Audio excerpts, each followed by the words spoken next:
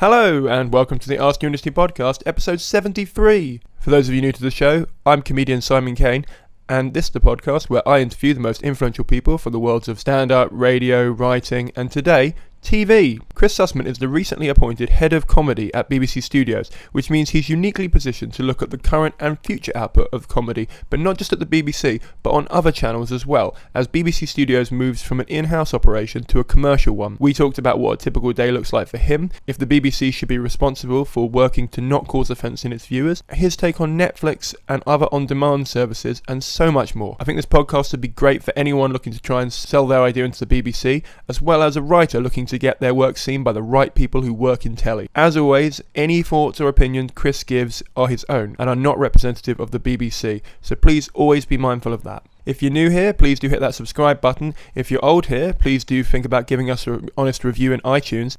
Before I forget, quick plug for some of the things I'm working on personally outside of podcasting. If you are in Leicester and you would like to see a work-in-progress version of my new show, which is called Laughter is the Best Placebo, at 9 p.m. at the Exchange. It's a free show, so pay what you want on exit, and it would really be nice to meet some of you there. Also, the day before that, in Leicester, at Pat's Pizzeria, I'm doing our third live Q&A podcast with a bunch of Midlands promoters. So if you would like to come down to that, if you're a performer, a comedian, a person who wants to get into comedy, a person who wants to get into promoting, any of those things, please look up the details. They're in the Facebook group and they're on my website. Please come down and support. Both of them are free entry, and the podcast one actually isn't a donation thing at all. So if you want to donate, you have to do it on my website. Additional to that, my LGBTQ night is running in London on the 12th of February at Angel Comedy Club, and there are still a few tickets left at the Bill Murray, so please come down if you can make it. Like I said, there aren't a massive amount of tickets left, but it would be great if it could sell out. So if you can afford £5 to come down and support that, that'd be great. If you want to know more about that night, check it out on my website. All the details are there. Thank you. But now, without any more delays, this is Chris Sussman. So I'm Chris Sussman. I'm head of comedy at BBC Studios, which means I look after the comedy production that the BBC makes, which means that essentially I look after all of the production that is made in-house at the BBC, which is roughly sort of 40 to 50% of all the comedy, scripted comedy that is made at the BBC, both TV and radio, which is about 80% of the radio, which means I look after the department that makes everything, get involved in scripts, in casting, in editing. Yeah, I sort of do it all, really. And what's your relationship like, but also what's your relationship with the writer's room? I don't have a huge relationship with the writer's room. I mean, I should point out I started this job about 6 months ago. I haven't had much to do with the writer's room. So I sort of had a weird dual path when I started out. I started in TV production, so my first job was as a runner on The Big Breakfast at Planet 24, and sort of worked my way up in the entertainment side of things as a sort of runner, researcher, assistant producer, series producer, exec, etc. Doing mostly sort of entertainment shows and comedy entertainment stuff. And then at the same time I was writing comedy with a friend. I was sort of deluded into thinking I might be a good comedy writer. Quickly discovered that I wasn't, having written a few sketches on some sketch shows like Monkey Dust, Peter Serafinowicz Show, Man Stroke Woman. Also wrote 3 series of a Radio 4 sitcom, and those two worlds sort of collided when I got a job at the BBC doing comedy commissioning, which I did for 5 years, and then I got this job. Okay, what does a typical day look like for you then? There is probably no such thing as a typical day, if that doesn't sound too cliched. Some days I will be out on set, visiting sets, seeing stuff filmed. Some days I'll be in the edit. Some days I'll be in the office reading scripts. A lot of meetings, I would say. My life is probably 70% meetings, with writers, with producers, with directors, etc. But I'm very lucky, I genuinely love my job. It's a rare day when I wake up in the morning and there's not something that I'm looking forward to, I'd say. That's pretty nice. Yeah. Lucky me. Yeah. And in terms of you finding ideas for shows, what's the process of them, getting in front of you, in terms of like how many layers and how many different types of people does that go through? And what's the process of it going from you to, say, BBC production or in the production house for the BBC for another channel? Because I know that's the point of... Yeah, well, we're not doing any of that yet. So that'll be next year. So at the moment, we just make stuff for the BBC. Right. So in terms of the process of ideas, I have a brilliant team here of great development producers and execs in both radio and TV. I guess they do a large amount of the filtering for me. They read a lot of scripts, work out projects that they like themselves, and when they get something to a stage that where it's something they're really keen on, then they'll bring it to me and we'll have a chat about it. And I guess either I'll like it or not, but I try and back people and support the stuff that they really like and they're really passionate about. And then there's sort of some projects that I just develop, I guess, directly myself. I guess the good thing about coming to this job from the commissioning job is that I had some number of relationships with writers that I really liked. So when I started here, was instantly able to kick off some developments with people that I really wanted to work with and bring into BBC Studios. I've sort of got two questions from the back of that then. Okay. I suppose I'll start with this one. If a cynical comedian was listening to this, who had an idea for a show or a script, and felt like the BBC is a bit tied up in the terms of the agencies of comedians that, like Avalon or PBJ or any of the big ones, and as a result doesn't feel like they can get through, what would be your response to something like that? Well, I guess my first response would say that there are thousands and thousands of people that want to write for TV and for radio, and there's only a limited number of slots. So inevitably there are going to be people that are going to be disappointed and frustrated and think the process doesn't work. But ultimately, as I said, there's a limited number of slots, so there has to be some sort of filtering mechanism. The agents sort of act as a filtering mechanism for us, because if stuff comes to us through an agent, we know that it has had someone has thought about it and likes it and is passing it on to us for a reason. And there are certain agents that you will work with and you will learn to trust their tastes, or at least you think they've got similar tastes to you. So when they send you something, you think, oh, that's interesting. If they like it, then there's a good chance that I might like it as well. I wouldn't say we have any particular relationships with any agencies, so it's not like we just make Avalon shows. I work with a huge number of writers from all sorts of different agencies, from Casarotto and Independent and United and Curtis Brown. I mean, my first advice to any new writer wanting to get their scripted comedy onto TV or onto radio would be to get an agent. So I think that is an unavoidable step. Okay, so how many independent comedians would you say you work with at the moment? When you say comedians, do you mean writers or performers? Should we stick with the label of writer rather than comedian? Because this Well, I mean, obviously we work with comedians, so we've just got a Johnny Vegas thing commissioned, for instance, on BBC One, but he's a comedian who's in it, and it's being written by two other writers. Okay. Then we have projects like Sunny D, which is written by Dane Baptiste, who is a comedian. So I guess it depends whether you just mean how many comedians we're working with, or whether you're talking specifically about the writing. I see what you're saying. Let's say, how many independent freelance performers are you working with at the moment? Well, everyone's independent and freelance. Oh, okay. No, I'm talking about all right, let's do it another way. People who don't have representation. How many of those do you work with on a regular basis? I don't know, but I suspect it would be extremely small, because when we make something, we have to do contracts with people, so they have to have agents and representation. So it's very rare to work with someone who represents themselves. I mean, I would not advise any writer or comedian to represent themselves. So in many ways, it's not necessarily the agent being a shortcut to getting on. It's just a case of logistically, they're easier to work with in a way because they've got someone who knows how to negotiate that for them. Well, it's both, I would say. This industry is about having people fighting your corner, whether that's a producer that really champions you to a broadcaster, or a commissioner who really champions you to the head of BBC One. You need an agent who's really going to champion you to production companies and is going to fight to get the best deal for you when those production companies want to work with you. Yeah. Okay.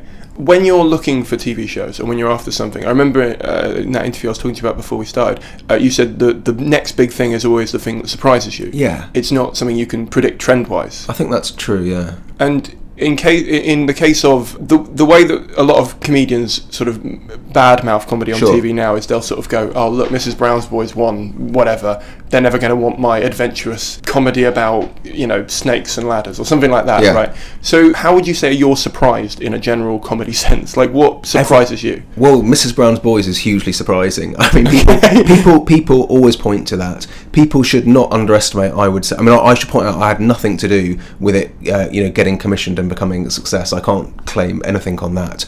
But the people that did, that was a hugely brave decision to put on primetime BBC a man dressed up as a woman who swears a lot. It would be very easy to have dismissed that, and yet it is by far and away the most successful comedy for years and years and years. You know, we did a live special earlier this summer which got 11.5 million people watching it. You know, compared to today's ratings, it's as big as Sherlock, it's as big as Downton Abbey, it's as big as Doctor Who. It does a tremendous amount for comedy in terms of, you know, boosting the profile of the comedy industry. But that's just one thing. You know, there are a huge number of channels making huge variety of comedy. So right at the other spectrum, you've got Fleabag on BBC3. Love that show.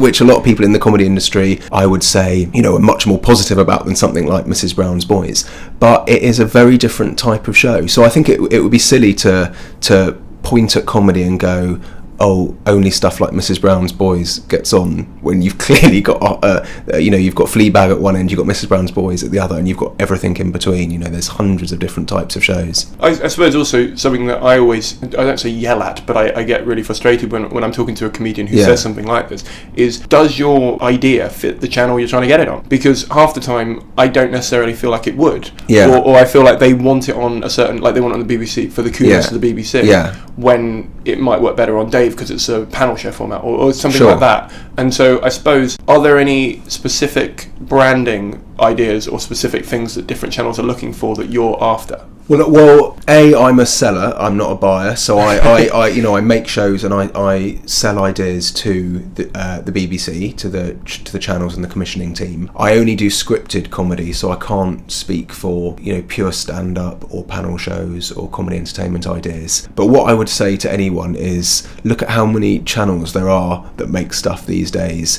If you can't find one to make the show that you've written or that you really want to make, maybe it's time to have another idea, or maybe it's time to write something else. Because I genuinely believe that if your show is really great and there is a market for it, then you will find it somewhere, that you will find a channel wanting to put it on. And you said that you're a seller of ideas, essentially. Yeah. And obviously you mentioned that the numbers of viewership figures are going down on TV.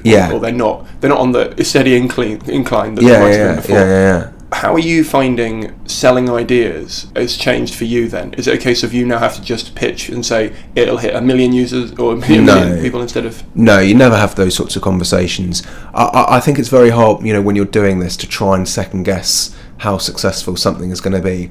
Nobody would have second guessed that Mrs. Brown's Boys would have got 11.5 million. You know, when The Office came along, no one would have predicted that was going to be a hit, and in fact it wasn't a hit until the second series. That's what I think I mean about you know, the next big hit is surprising, because you just don't know what it's going to be. So no, you can't. There's no point trying to sell something and say it's going to get this X number of viewers or listeners. You just don't know. So all you can do is go on your instincts, and you sell it by saying, here's a script, I really love it, I hope you do too. Because when I spoke to Ian Coyle at Dave, he was telling me that he's essentially an ad man rather than a commissioner, because the channel's funded by advertising. Right. He has to sell it and say, we think we'll be able to sell an advert in the middle of this for this brand that will cover, you know, the costs of making it, kind of thing. What is a sales pitch look like for you? Like, say, that Johnny Vegas, can we talk about the Johnny Vegas show? Yeah, of course, yeah.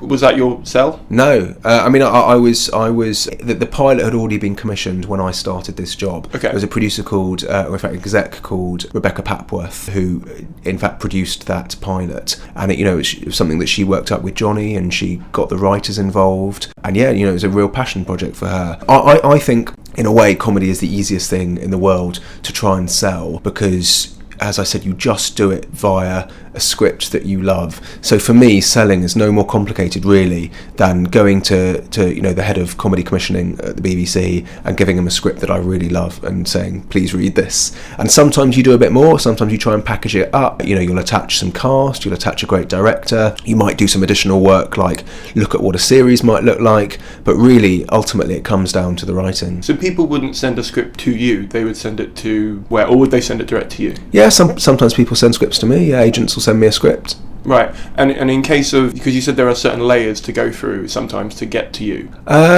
I don't think I said that. Oh, sorry. No, I think what I said is that I have a team, okay, all of whom will be working up projects and they'll be filtering stuff out themselves and bringing them to me. But people still bring stuff to me directly as well. Yeah. Well, no, I was only trying to segue slightly because I read an article and I don't know how true it was because it was on the Daily Mail, so I don't know how much I trust it. But it was where you were talking about, and I don't want to misquote you, but you were talking about the levels of hierarchy that a gag needs to go through now at the BBC. Okay. Yeah. Well, yes, that was misquoted, unsurprisingly, it being in the media. Secondly, that was a comment that I made when I was doing an entirely different job. So that's when I was in commissioning. Now, what I said then, that was during a BAFTA. I was sitting on a BAFTA panel talking about offence in comedy, and there was a Q&A at the end, and someone asked me, what has been the hardest joke you've ever had to try and get put on air? And I said, which was obviously cut out, that actually I think,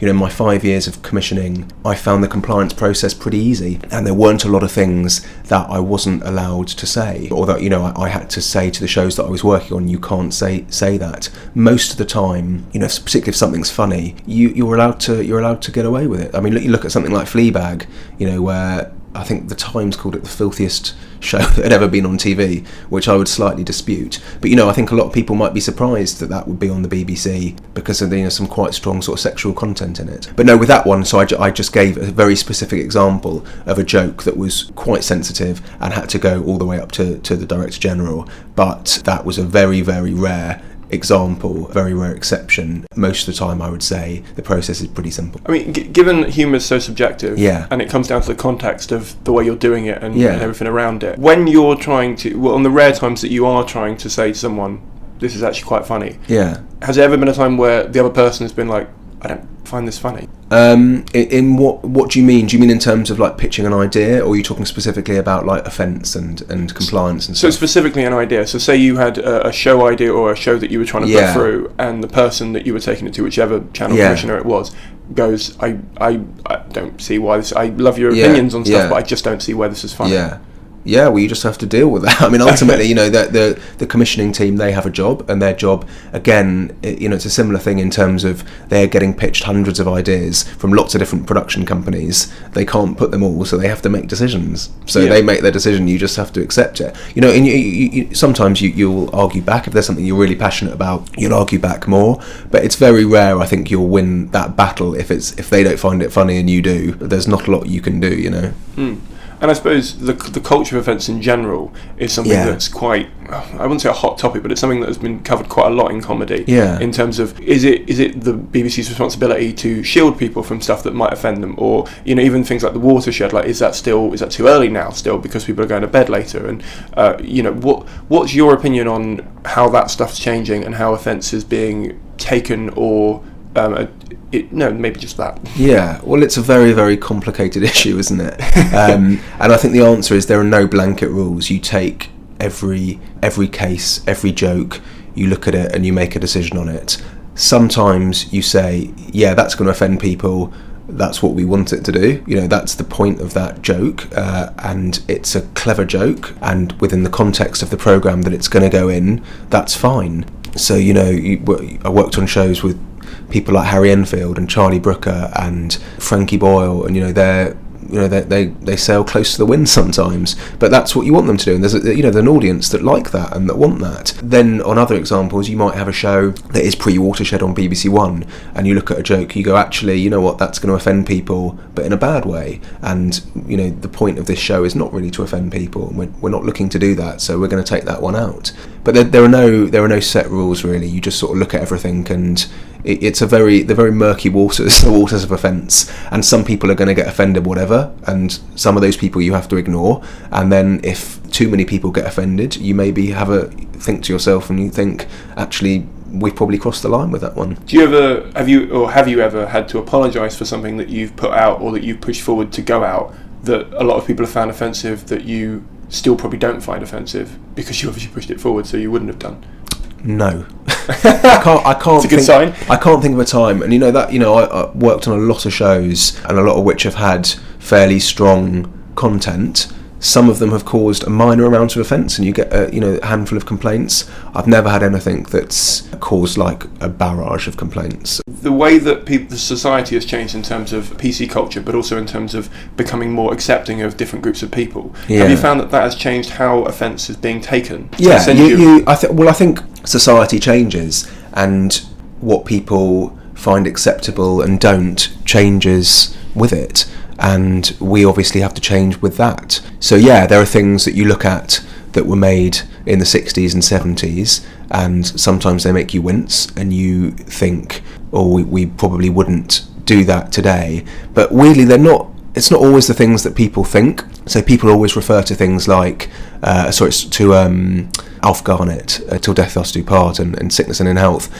And people use that as a barometer, saying, you wouldn't get away with that today. Actually, I think you would, and I think Alf Garnett was an incredibly sharp comic creation, and you weren't watching him to agree with some of his views. He was a satirical character. It was satirising a certain type of society, and I think something like that would be fine today, in the way that you might have David Brent 15 years ago said a lot of things that were un-PC, but you weren't ever supposed to be laughing with him, you were laughing at him. So I think that would be fine. But then there are certain things that were just that you watch now, that from 60s, 70s, even 80s, that make you feel uncomfortable because they were a product of their time, and they have certain things that instinctively they feel racist, or they feel misogynistic, or they feel homophobic, and you think, we're not so comfortable with those views today because society has moved on, in a good way, and so we probably wouldn't make that sort of comment anymore. Definitely. I went down to a meeting about the BBC Charter. The thing that's changed. I'll quickly explain what that is for anyone who doesn't know. Or do you want to do it? No, go for it. Please. Let's see if I get this wrong. If you can explain to me, I'd love it. As I understand it, it's every 10 years you guys have a review point with the government and internally to discuss the future of the programming for the BBC. Is that about right? Yeah, very good. I think it's 11 years now. Oh, it was 10 years, yeah, very good. Okay, fair enough. I'll edit that. But and what they said was, as you will know, I assume, is the new direction they want to go in is for fresh, innovative content, being more bold with content, and trying to make brands brands with more distinction within the channels. Yeah, that's what the government said. Yeah. How do you feel about that? Yes, I agree with all that. We should be doing all of that, but it sort of comes with an assumption that we're not trying to do that. Of course, everyone is always, you have thousands of people at the BBC, and in fact all television channels, constantly trying to come up with bold, original, new programming. It's not always easy, and you don't always get it right, but certainly we try to do that. It was like John Whittingdale stood up in the House of Commons and said the BBC should make more shows like Fawlty Towers. As if we're all sitting here not trying to find a show that is going to go down in history as probably the greatest comedy show of all time. Of course we're trying to do that, but those shows don't come along very often. They're sort of once in a generation, and B, you always look back at stuff fondly. People, I think particularly with comedy actually, more than any other genre, people are always very, very critical of what's going out at the moment, and always look back and go, remember that time when Fawlty Towers was on, and Porridge was on, and Only Fools and Horses was on, conveniently forgetting all the terrible shows that were made then, that have obviously been forgotten in the annals of history. And I look at all the shows, even in recent history, you look at The Office and Gavin and Stacey and Miranda and In-Betweeners and Catastrophe and Fleabag and Mum. There's some really great shows being made, in the last 10-15 years, and on TV today. Peep Show, The Thick of It. I think these shows people will look back and remember fondly, but it's very easy to look at the current state of TV and be cynical about it and not I guess it's always a golden age when you look back. It's never a golden age when you're in it. Put it like that. No, I think that's pretty reasonable, actually. And I'm not saying, by the way, that this will necessarily be looked at as a golden age, but I guess what I'm saying is I think people look at the bad and they don't look at the good. Oh, for definite. I think you rose-colour stuff very easily. Exactly, yeah. Sorry, go on. No, that's exactly that. So it sort of annoys me when John Whittingdale said that, because I thought it shows, I guess, a lack of knowledge and a lack of sort of appreciation about the industry and about, what there's a lot of very, very talented comedy writers, very talented producers and directors out there making some brilliant stuff and trying to make brilliant stuff. Do you think it's a case of, because he doesn't work in the same way you do in this industry, that he just, if he came in and followed you around for a day or a week or something, he might have a different perspective on... Absolutely. It's very easy to look at from outside any industry and be critical of it. Oh, yeah. Well, that's the main point of this podcast, is to let people see that you're not just, sitting there going... Yeah. It's the equivalent of me standing up and going, I think the government should make more money, should make the economy better. It's easy. It's easy to say, isn't it? But it's not necessarily so easy to do. Yeah. No, I can't think of anything else to say on that. If you're able to explain what BBC Studios is going to do next year in terms of... So BBC Studios is basically the new branding for BBC in-house production, and essentially we're becoming a commercial entity, so we're moving outside of the public licence, so we won't be publicly funded by the licence fee. We will be funded by the money that we make from the programmes that we make. So traditionally we have always had a guaranteed number of hours called the in-house guarantee that we made at the BBC. That's disappearing. But in exchange for that, we're now able to make shows outside of the BBC. So we can go and make shows for ITV or Channel 4 or in America or whatever. Are you able to talk about how your pitches are going to work next year in terms of out externally, like how you're going to look for programmes to take to other channels rather than internally with people you kind of already know? Yeah, I think in truth it will probably work exactly the same, in that we will be developing some comedy shows that we really love with some writers that we really believe in, and we will try and sell them, and we will try and sell them to the BBC, or we will try and sell them elsewhere. There's not a great amount of difference. I think maybe sometimes we will be able to develop a project that we will think, I couldn't think where that would sit on the BBC, but it's perfect for X channel over there. But in general, the BBC has 4 channels with very different sort of remits. So it's hard to think of a type of comedy show that wouldn't find a home somewhere on the BBC. Would it just be a show then that you didn't have a slot for on the BBC that you would still want to get made? Yeah, potentially. Or there will be shows that we will potentially develop specifically for Netflix or for Amazon or whatever. But yeah, I think the core part of our business, which is working with writers that we really like and getting scripts into a shape that we really love and we want to take out and sell to people, I think that will stay the same. In terms of a sort of general theme that comes out of these podcasts is the element of always looking for something new, and a lot of the time that sort of manifests itself in someone younger in terms of an age demographic. And I wondered whether that is the case, or you feel like that's the case in terms of TV, whether if you're the young new face on the block in terms of a writer or a performer or whatever, it has an advantage in terms of that's something that works well in a visual medium simply because of how society and media works, or if it's a case of it doesn't make a difference and it's just whether it's funny. Yeah, I think... Or both. I think whether it's funny, that's the only thing that matters. Again, you look at Brendan O'Carroll, who's been doing that show for 20 years on stage before he had his sort of TV breakthrough. Ricky Gervais wasn't, a teenager when he came in. But then you've got the other end of the spectrum, I guess you've got the in-betweeners. They were all sort of relatively new, young faces on screen, although the guys that were writing it had worked in TV and been around for a while. I don't think anything matters other than, is it funny? And in terms of selling, what's the hardest part of that for you?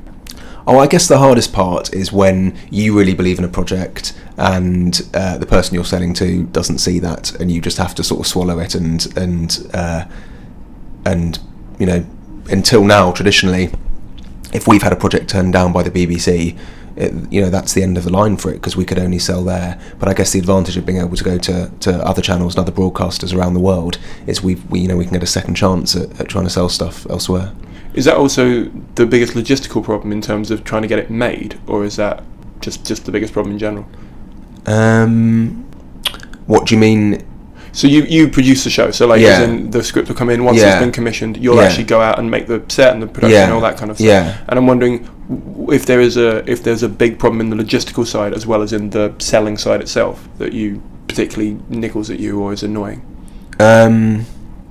No, we never have enough money to make stuff. That's always the way. You know, budgets have been squeezed for years and years, so there's never enough money to match the ambitions of the scripts. But you know, you do the best you can, and as I said, this is an amazing job, and we're all incredibly lucky to be doing it. It's a real privilege to get to make comedy that you love, so can't complain too much. What do you think's the biggest misconception of your job for someone who's outside of the business? I don't know. I mean, I don't know if people would know what my job was outside the business and what I do. Okay. I don't know. Fair enough then. What would you if you knew you existed and you weren't you? Yeah. And you were looking in on the BBC the hierarchy. Yeah. What would you think your job is? Do you know what I mean? Like if someone doesn't know and they just look at it and go, well, where does he fit into this? No, I think you know, I'm head of comedy at BBC Studios. I think once people know what BBC Studios is, in that we make shows, I think they probably pretty much know what my job was. I don't know. I don't think there are. I don't know. No, fair enough. No, I always find it interesting what people perceive that the misconceptions are about what they do are. Yeah. Because generally speaking, like you said, if you've got an outsider view of that person or that industry, it can easily look like what you think they do is not what they actually do. I think I do what people would think I would do. so I think it's all right on that front. Okay, fair enough then. And when you're scouting for ideas, do you go to things like the Edinburgh Fringe or to comedy clubs and things like that? Yeah. What are you looking for in those situations? Oh, God, it's impossible to say. You just look for something that excites you. You know, an interesting voice, type of joke you haven't heard before. I guess specifically for scripted comedy, when you're going to see stand-up, you might think this is an amazing bit of stand-up, but what would be the script at the end of this? So you probably look for someone that tells interesting narratives, for an interesting character. I mean, for instance, you know, when I went to see Fleabag in Edinburgh, I think it was 3 years ago, and instantly saw that. I think within about 5 minutes I thought this could be a brilliant TV series, because she was doing a monologue, she was telling a story as a character, so the leap from what she was doing there to the final TV product was actually quite small. And in terms of, like we were talking about with the distinct branding for each of the channels, what would you, and obviously like we said, it's not as science and it's not as easy as saying we're just looking for this, but how would you define the branding of each of the channels that you sell to in the BBC, and what would you say is what they're not looking for then? Because it would make it easier for people to know that channel definitely wouldn't put that on. I never say that's what they're not looking for, because it's too prescriptive. And as I said, you know, you need something that's going to surprise you. If you're ruling out everything that you don't think is right, then you're going to rule out all the things that would come along and surprise you. So I think that's quite a sort of unconstructive thing to do. Unconstructive. What? Non-constructive. Not constructive. It's not a constructive thing to do. The only thing I say to people when they're like, firstly, when I'm talking to writers, I never tell them to think about the channels, because they have to write what they want to write. Let us as the producers worry about what channel is going to be the best fit for it. Just write what you want to write. But when I'm talking to producers and we're thinking about what channel we might pitch to, the only thing I say is just know the content on the channel, know what's on there. It's amazing how many people, you know, when I was in commissioning, how many production companies would come and pitch something, for instance, to BBC3, and I'd be like, have you ever watched BBC3? Because the show that you're pitching is currently on BBC3. It's the exact same idea. So the only thing that to avoid as producers is don't pitch something that is the same as what they already have, you know, because they're not going to want it. They've already got it. But apart from that, I don't think anything should be off the menu. And in terms of channel identities, they're pretty obvious. And again, you just need to watch the channels to know what they are. I can't believe there would be that many people that watch television or are interested in television that don't know what BBC One, BBC Two, BBC Three and BBC Four are.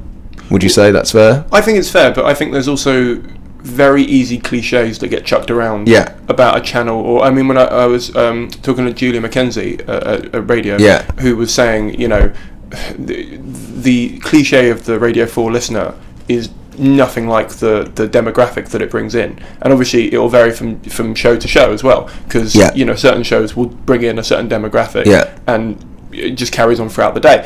So, and also with technology in terms of podcasting for them, it means that, you know, it doesn't even matter if they're not available at the time slot they've got anymore. And I assume that's the same with you with TV, with the iPlayer. It means that if I'm not available at 6 o'clock when you put it on, I can watch it whenever I want. So I suppose I wondered if the identities were moulding or changing with technology, or whether that's just not having an impact on you at all. Yeah, it's an interesting question.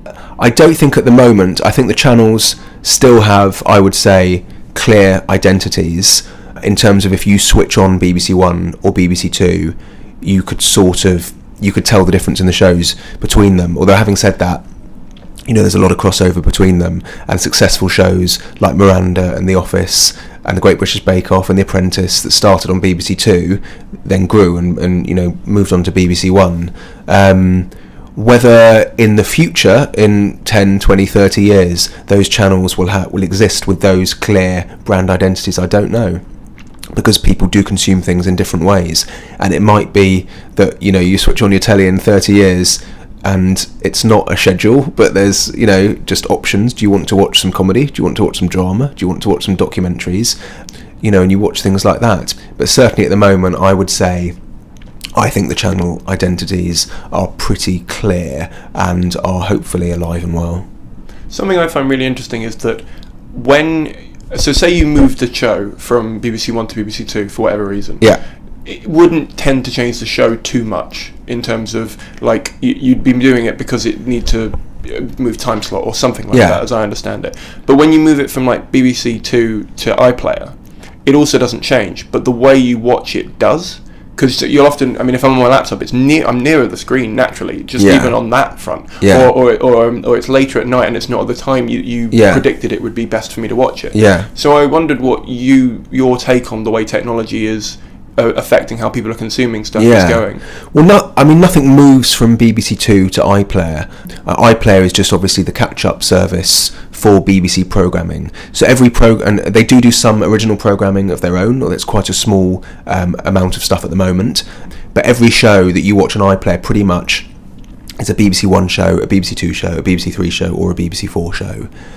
And in terms of how that changes, or how people watching stuff on catch-up, I guess what your question is, does the fact that people often watch stuff on their phones now, does that change the type of shows that we make? Is that... Pretty much. I would say a little bit for BBC Three, because obviously that is now an entirely digital channel.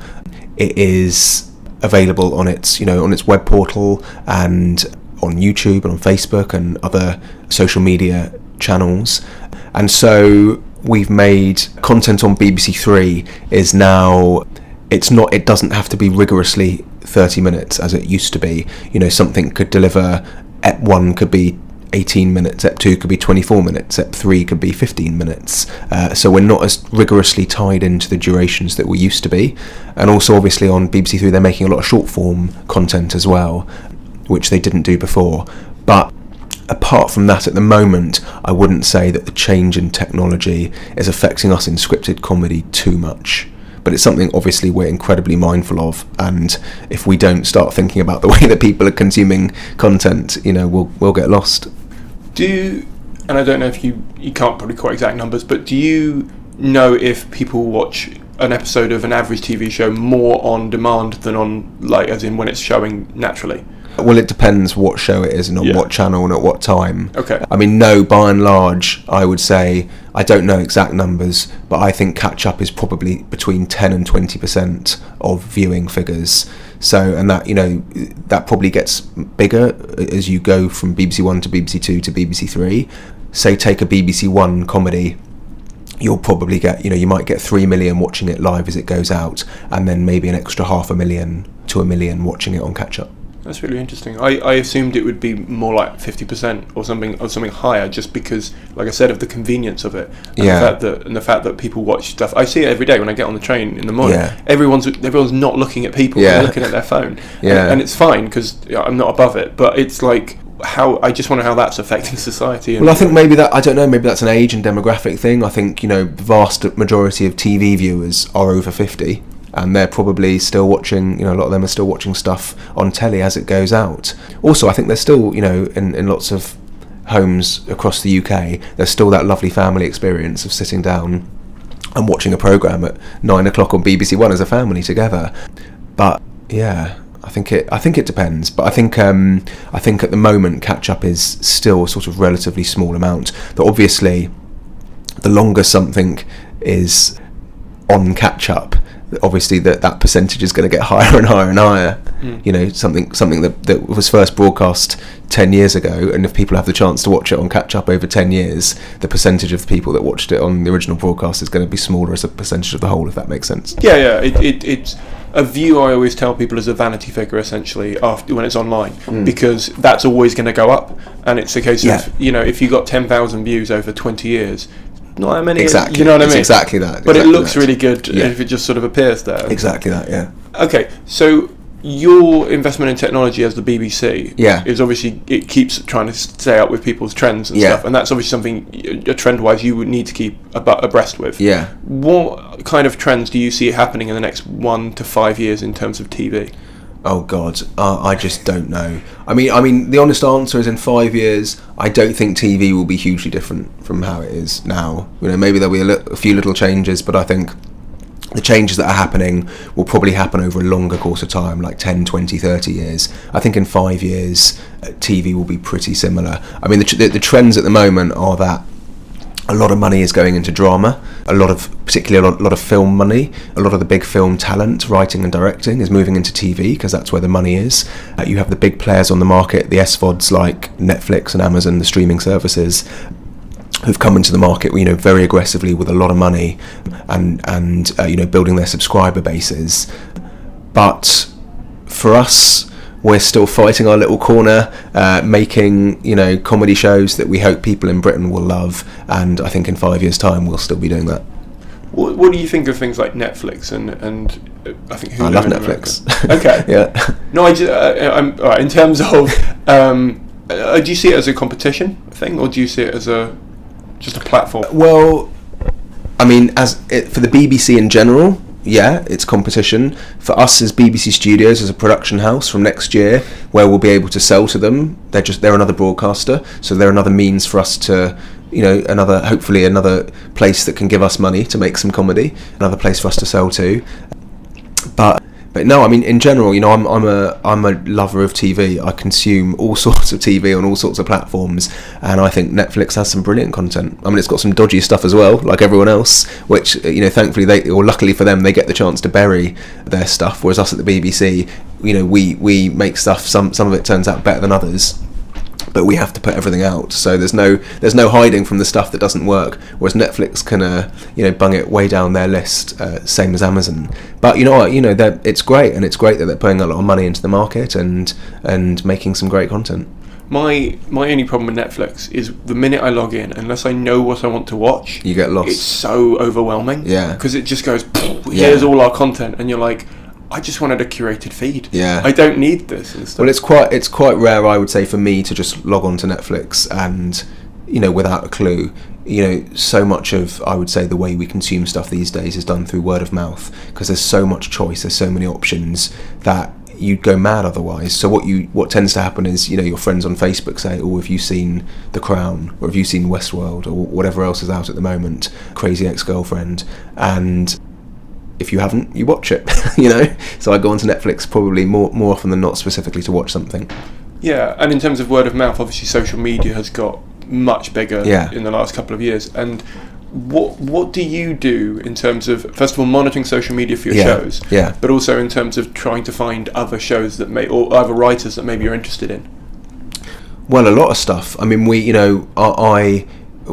most of our shows go out, I watch them pretty compulsively on Twitter. See what people. I think Twitter's usually a pretty good barometer of what people, whether people like stuff or don't. It used to be forums, but when people go on forums, it's because they have something to say. So it either means they're wildly positive or wildly negative. It doesn't feel like a very fair reflection. Whereas when people are on Twitter, they literally just tweet what they're thinking at any given moment. So you get quite a fair reflection of a show, I think, on Twitter, and you get some good instant feedback. We have a BBC Comedy Twitter feed and social media account, which is really useful for us to, keep in touch with viewers and let them know about what we're doing. And then in terms of looking for writers, yeah, I mean, you never know. You might come across someone. I developed the first script of Catastrophe. When was that? Like, again, maybe 2 or 3 years ago, and knew nothing about Rob Delaney other than his Twitter feed. I followed him on Twitter and thought he was hilarious. So I thought, yeah, let's do a script with him. So yeah, it's a great new way for people to try out voices and characters and stuff. Yeah, definitely. I find the problem. So my day job. I write jokes for Twitter for different brands and people and stuff. Okay. So that's why I always find social media really fascinating, because it's such a weird way of connecting with people. Yeah. And in many ways, I think it's replaced a lot of friendships for people. Like, because you can spend an hour watching someone's YouTube channel or something like that in place of meeting up with an actual person. Yeah. And you can just do it in your underwear at home. You don't have to actually go out. Which is. I love it. I mean, I do it all the time. Yeah. So for me, it's kind of interesting that social media plays a part in your job in that way. And also, I read a really interesting article on, I think it was The Drum, where they were talking about the way people tweet during shows. And I remember I can't name what channel it was, but I was working for them live tweeting during a show. And I kept having arguments with them saying that they wanted the show to trend during the time it was on. And I said, but then you're not watching the show. Yeah. You're watching the screen. You want people to trend before and after, surely. Yeah. And I remember it was Inside Number 9. They did a track of how many people were talking during it. Yeah. And very few people were. But that's because they were engrossed. Exactly. Yeah. And I wondered whether this comes into your mind when you're selling it, whether you're like, people are going to have loads of things to say about this, or nah, I promise you, I just don't think about stuff like that when selling stuff. Okay. I literally, I know it sounds boring, I just think about, is this funny? Is this a good, funny thing that I love? Who do you think is the most underrated person in the television industry? There's so many that don't get noticed. I think editors do an incredible job and rarely get talked about. Okay. What is the most interesting thing you do that no one ever gets to see?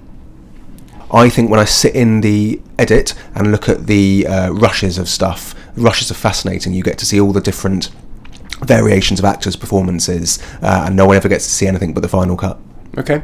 And if you had one bit of advice for a writer who wanted to get something seen by the BBC that you haven't already said in this podcast, what would it be? Get a good agent that loves your work and is brilliant at championing you. Okay, cool. Thank you very much for coming. No worries, thank you. Cheers. That was Chris.